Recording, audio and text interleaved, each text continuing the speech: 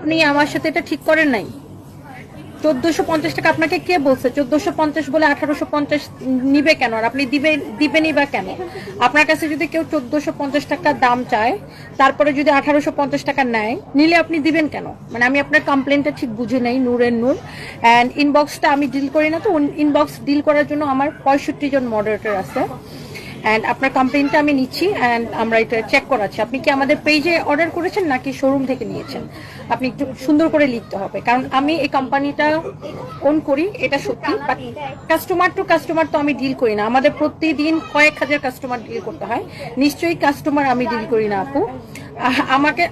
আমাকে সারাদিন আপনারা লাইভেই দেখেন। কাস্টমার ডিল করার জন্য আমাদের 65 জন মডারেটর কাজ করেন। সো আপনি ঠিক পেজে অর্ডার করেছেন নাকি আমাদের কোনো ব্রাঞ্চ থেকে নিয়েছেন আমি ঠিক বুঝতে পারতেছি না। আর 1450 টাকা বলে আপনার থেকে 1850 টাকা কিভাবে নিবে? আচ্ছা, বাই দ্য ওয়ে, এটা কমপ্লেনটা নাও।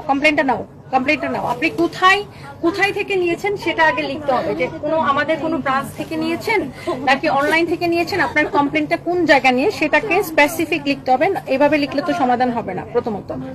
আর অনেকে মনে করেন যে ইনবক্সে হয়তো আমার সাথে কথা বলেন। Is it possible? It's not possible, right?